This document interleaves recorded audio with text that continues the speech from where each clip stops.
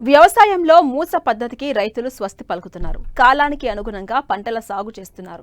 మార్కెట్లో డిమాండ్ ఉండి తక్కువ భూమిలో అధిక దిగుబడులనిచ్చే పంటలను ఎంచుకుంటూ శ్రమకు తగిన ఆదాయాన్ని పొందుతున్నారు.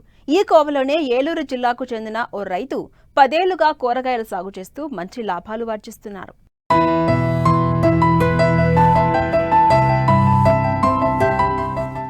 ఇదిగో ఇక్కడ చూడండి, శాశ్వత పందిరిపై కాకర సాగు. సంప్రదాయ పద్ధతులతో పాటు ఆధునిక వ్యవసాయ సాంకేతికతను ఉపయోగిస్తూ మంచి దిగుబడుల్ని తీస్తున్నారు ఏలూరు జిల్లా కొయ్యలగూడెం మండలం అచ్యుతాపురం గ్రామానికి చెందిన రైతు అంగిన కృష్ణమూర్తి. 10 ఏళ్లుగా కూరగాయల సాగులో అనుభవం సంపాదించిన ఈ రైతు తక్కువ స్థలంలో తక్కువ ఖర్చుతో అధిక ఆదాయం పొందుతున్నారు. ప్రస్తుతం ఎకరన్నరలో శాశ్వత కాకర సాగును చేపట్టారు. దిగుబడులు ప్రారంభమయ్యాయి. డ్రిప్ ఇరిగేషన్, అధునాతన ఎరువుల వినియోగం, సరైన కీటక నియంత్రణ వంటి శాస్త్రీయ పద్ధతులతో సాగును మరింత సమర్థంగా మార్చుకున్నారు. నీటి వినియోగాన్ని ఆదా చేయడంతో పాటు పంట నాణ్యతను పెంచుతున్నారు. వచ్చిన దిగుబడిని స్థానిక మార్కెట్లలో అమ్ముతూ లాభాలు గడిస్తున్నారు. గత 10 సంవత్సరాలుగా కూరగాయల వ్యవసాయం చేస్తున్నాను. కాకర, బీర, టమాటా, దొండ వ్యవసాయం చేస్తాను. ప్రస్తుతానికి నా చేలో కాకర ఉంది.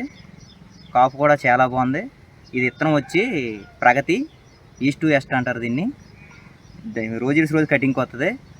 డైలీ 4 క్వింటాల వరకు కోస్తాం దీన్ని. దీనివల్ల లాభసాటిగా ఉంది నాకు ఈ వ్యవసాయం. జంగారెడ్డిగూడెం రైతు నేస్తంలో తెచ్చుకున్నాం. ఈ కాకర విత్తనం ఎకరన్నరలో వేసాం మేము. ఈ ఎకరన్నరకి 15 ప్యాకెట్లు విత్తనాలు పడతాయి. దీన్ని ముందు పందిరి వేసుకుని దుక్కు దున్నుకుని గొట్లు ఎక్కేసుకుని డ్రిప్పు లాగి మల్చింగ్ వేసుకోవాలి. మల్చింగ్ వేసుకున్న తర్వాత 6 అడుగులకి 2 గింజల చొప్పున పెట్టుకోవాలి. దీన్ని పెట్టుకున్న తర్వాత వారం నుంచి 15 రోజుల వ్యవధిలో మొలక వస్తుంది.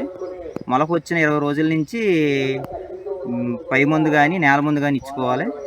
నేల మందు వచ్చి 3 వాడాలి నెల రోజుల వరకు. నెల దాటిన దాని నుంచి 13-045 కానీ అమోనియా కానీ 28 కానీ వాడచ్చు. పై మందులు వచ్చి ముడతకి, పురుగుకి, పేనికి వాడుకోవాలి. వారానికి ఒకసారి అయినా స్ప్రే చేసుకోవాలి కంపల్సరీగా పై మందు. ఈ దోమ మందు వచ్చి ఫ్రైడ్ వాడుకోవాలి. పేనుకు వచ్చి రుద్ర కానీ పాసం కానీ పేను మందు. ఇది పండెక్క అయితే అక్టార్ కొట్టుకుంటే పండెక్క కంట్రోల్ అవుద్ది. పురుగుకి అయితే పురుగు మందు కొట్టుకోవచ్చు, ఏదైనా కొట్టవచ్చు. తక్కువ దోశ ఇచ్చుకోవాలి. తక్కువ రోజుల్లో కాయ పడ్డాక కొద్ది దోశ ఎక్కువ వేసుకుని కొట్టుకోవచ్చు. కరెక్ట్గా 2 నెలలకు కాపుకి వస్తుంది. ఇది 2 నెలల వరకు కూడా దీన్ని చాలా జాగ్రత్తగా చూడాలి. ఫంగస్ స్థాయిలో ఎక్కువ వస్తుంది దీనికి. పండు తెగులు రాకుండా జాగ్రత్తగా ముందే ఆకు పండుతుని చూసుకుని దానికి తగ్గ మందు ఉంటుంది, దాన్ని తెచ్చుకుని కుట్టుకోవాలి. కుట్టుకున్న తర్వాత 2 నెలల నుంచి కాపు పోతుంది. కాపు వచ్చిన తర్వాత మందులు నేల ముందు 28 కానీ కాంప్లెక్స్ ఎక్కించాలి. ఏ మందు ఎక్కించినా కాంప్లెక్సే వాడాలి. 28 కానీ 0-13-45 కానీ 3-19 కానీ వాడచ్చు. రోజు కటింగ్కి వస్తుంది. రోజు 4 క్వింటాలు కానీ 5 క్వింటాల వరకు పోయొచ్చు దీన్ని. ఎకరన్నర పందిరికి. దాన్ని జాగ్రత్తగా వాడుకుంటే ఇది 3 నెలలు కాస్తుంది. దీనివల్ల ఎకరానికి 4 లక్షలు మిగిలిద్ది. ₹1,00,000 వరకు ఖర్చు అవుద్ది. ఎకరానికి 3 లక్షలు మిగిలిద్ది. ఇది 200-250 రూపాయలు రేటు అమ్మితే. కోసిన కాయల్ని జంగారెడ్డిగూడెం మార్కెట్ కానీ, దేవరపల్లి కానీ, గోపాలపురం కానీ, కోయడం మార్కెట్లకి వేస్తాము. ఈ వ్యవసాయానికి కూలీలతో పెద్ద పని ఉండదు. నా జతకు ఒక మనిషి ఉంటే సరిపోతారు. ఎందుకంటే రోజు కటింగ్ కాబట్టి పెద్ద ఏతన ఉండదు. కాకరే ఎకరానికి వచ్చి 2,50,000 నుంచి 3 లక్షలు ఖర్చు అవుద్ది ఫస్ట్ సంవత్సరం.